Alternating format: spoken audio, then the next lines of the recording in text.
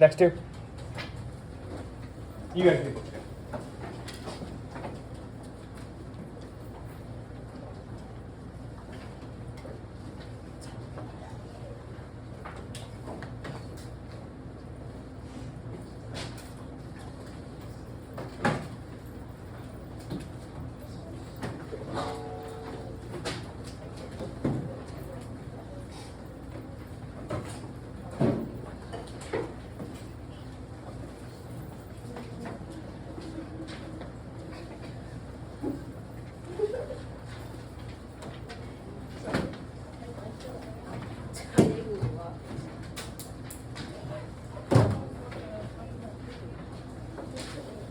What? 185.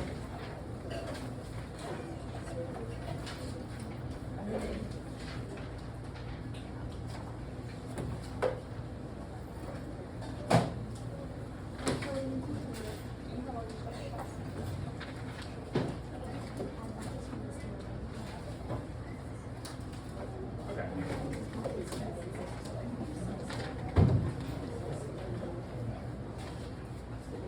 Yeah, flip to page 185. It should say Sparta of Military Society at the top. You need a paper?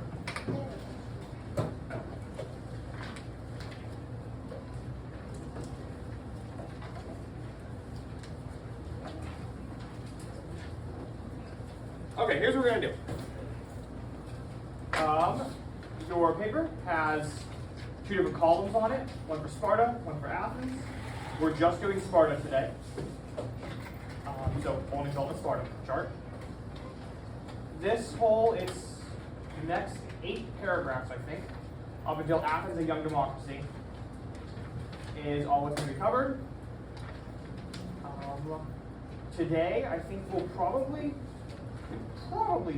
might not get that far. We're going to go over the first little bit. We're going to do that together. Then I'll give you guys like 10, 15 minutes, we'll see, to do the rest of the chart on your own.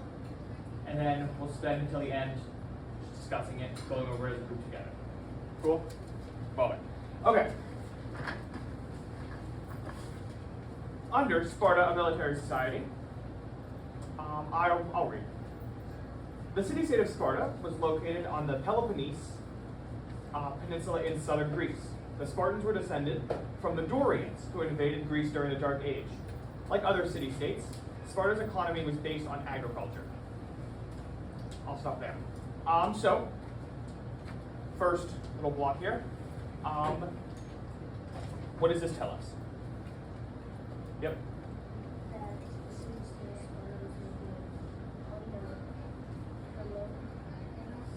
Sure. So yeah, that goes to your first category. Where was Sparta located? On the Peloponnese, and it's spelled right here in the first sentence.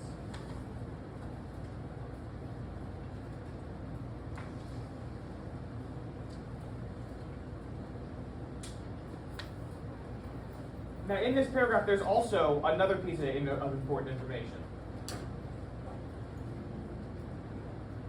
Anyone guess what it is? Look over your questions on your chart, so you know what questions you would have to answer, so you know what he's having you looking for, guys.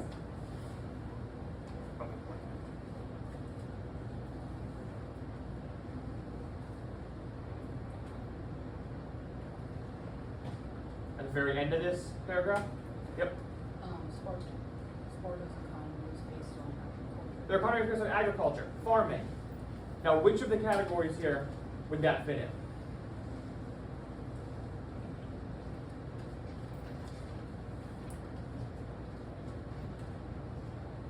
Describing their government. Is that their government? If I were describing our government, I'd say, we have the president, we have the Supreme Court. Does this describe that? What does it describe? The city. A lot of farms, probably. So they're not in order. Every paragraph has stuff, but they're not in order. You kind of got to figure out where to put them all. For the next paragraph, Sparta did not set up overseas colonies. Instead, Sparta invaded neighboring states and enslaved the local people.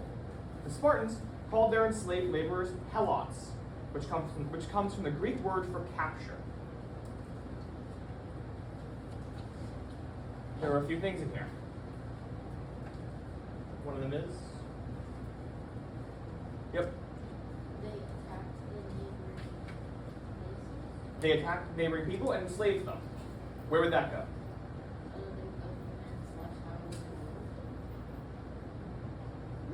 There's a better one. Yep. The city. A lot of slaves. Their economy is all farms. Who probably works the farms? All the slaves they took. Now, every Greek city had slaves. They weren't like us. They had a lot of slaves. But the Spartans had a lot. Yeah. Sure.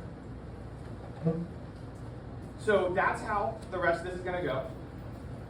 Each paragraph has some important stuff in it. You guys figure out where to put it. I'll give you guys probably about 10-ish, maybe 15 minutes to go through on your own, and then we will all discuss as a group. So where are they reading? Yeah. to? Oh, You should be reading up to how was Sparta governed. Don't read after that. I think it's about 4 paragraphs. So give you guys some time. Do that. So, and I'm just going to reiterate. So one paragraph at a time, just like you guys just did. Read one paragraph. What in there belongs on your chart and where does it go? Put it down. Next paragraph. What in there belongs on your chart? Put it down. So 4 paragraphs. You got to do that for. Okay.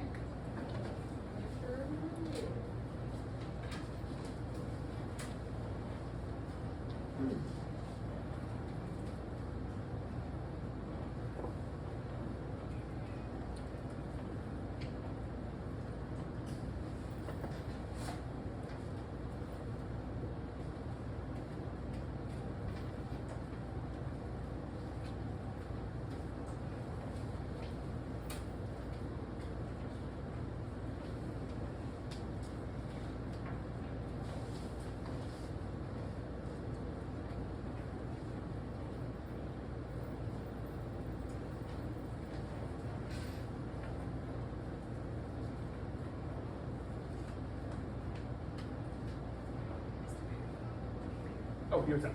I read it. Oh. Yeah. What size, buddy?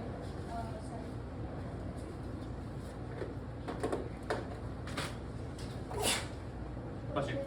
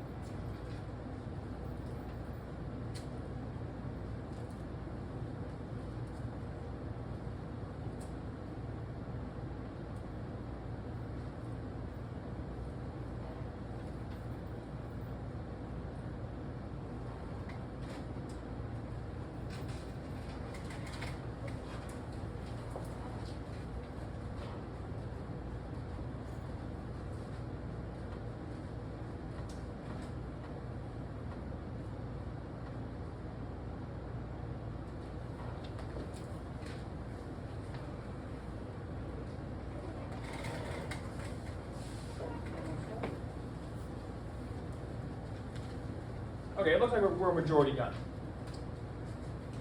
So, in the first paragraph here, a strong military.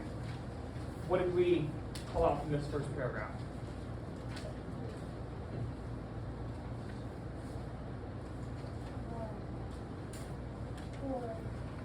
Describe the life of children that had been in the military at Age 7, they were sent away to the military.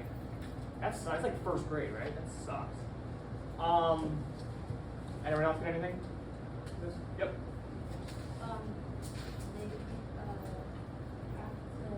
They learned to read and write and calculate. Yep. Read and write, just like you guys learned in first grade. But also they learned how to use a spear and like stab people. That sucks. Very strict military society. Yep. Very strict discipline. You didn't talk out. You didn't misbehave. Cool. Yeah. Very very strict discipline. It was literally beat into you.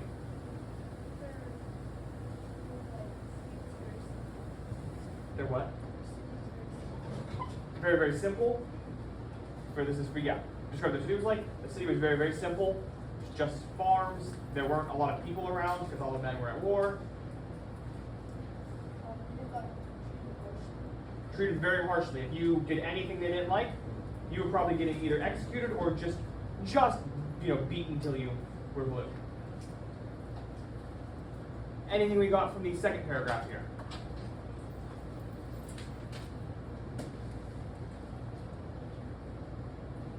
Yep.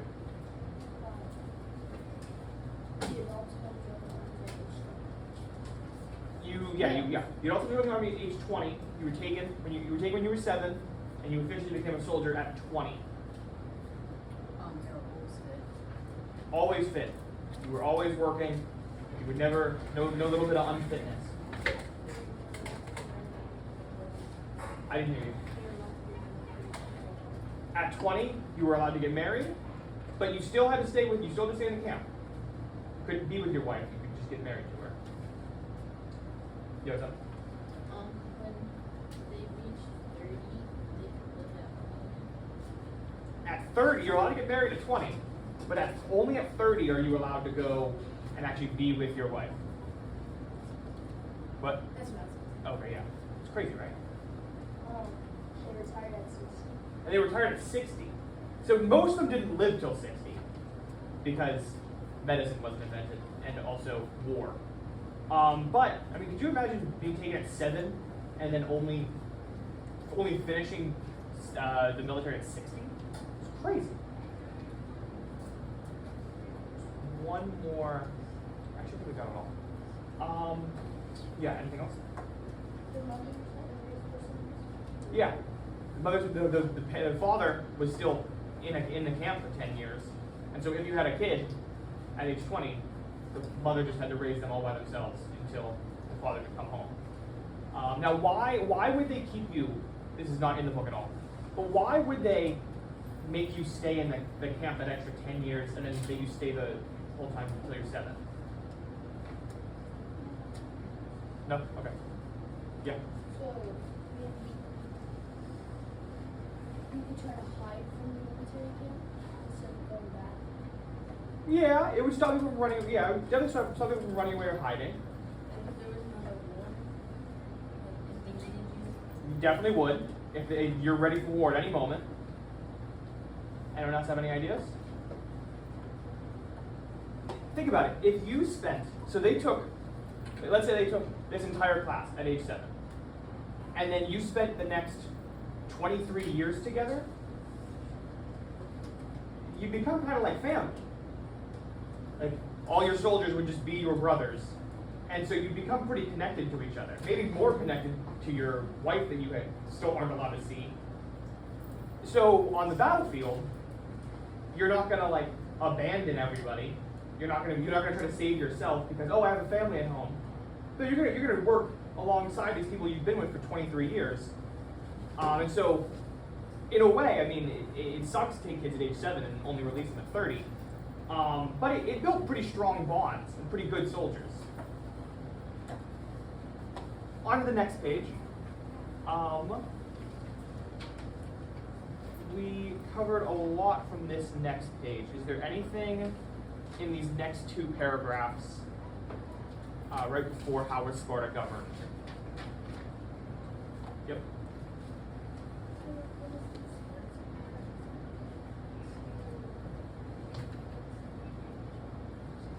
Yeah, even the women were fit. Even the women were expected to be like of perfect fitness, and they were also ready for war. They were trained in how to fight. Not as good as men, but they were trained in how to fight.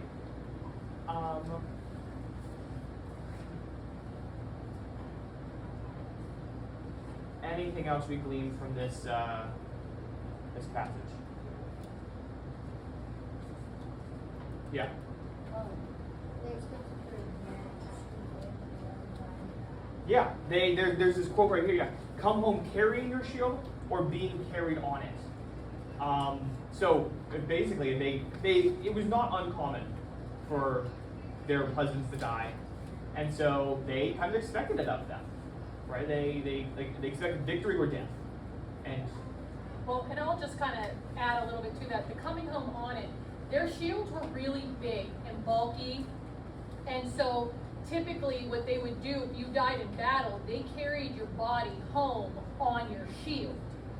So, and if you were to abandon, if you were to run away, that means you left your shield behind and you took off. So what they're saying is you come home with your shield, meaning you stayed to the end fighting, or you come home on it. So you come home with your shield dying victorious, you come home with your shield having been victorious, or die trying to be. Those are the only two options. That's what they expected from you. So they didn't want to see anybody being a coward and having run away and then come home. They didn't want that. So you come home, you try to win, or you die trying. very strict and high pressure. There was zero room for failure. Which, I mean, had a good army.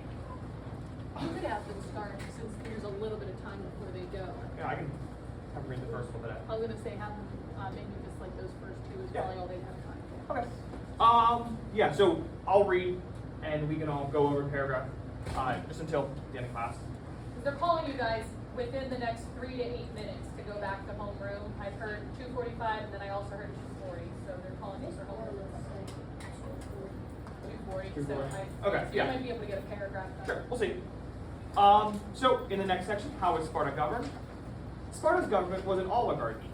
2 kings ruled jointly, but they had very little power. Their only duties were to lead the army and carry out religious ceremonies. In addition to the kings, Sparta had 2 other governing bodies, the assembly and the council of elders. Anything we glean from this? Yeah. 2 governing bodies, just like how we have the House of Representatives and the Senate. They had 2. Yep. Type of government, an oligarchy, on the underlined sheet.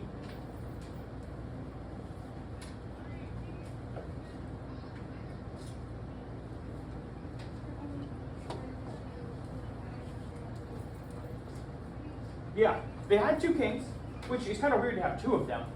But the kings they were just to lead men and perform religious rites to the gods. Why would you just a question throw out, why would you have 2 kings?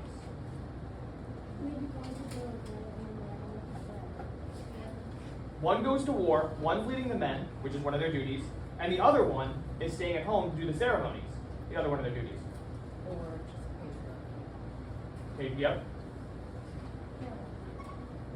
Another one, what if one of them dies? Right, one of them's leading war. the other one can take control. The other one can, take control and keep things ordered until another king comes up. Yeah. So yeah, they had what's called a dual monarchy here, which are very, very rare. That's about all they're going to be called. Yeah. So this way, put your papers in your folders so that they're here.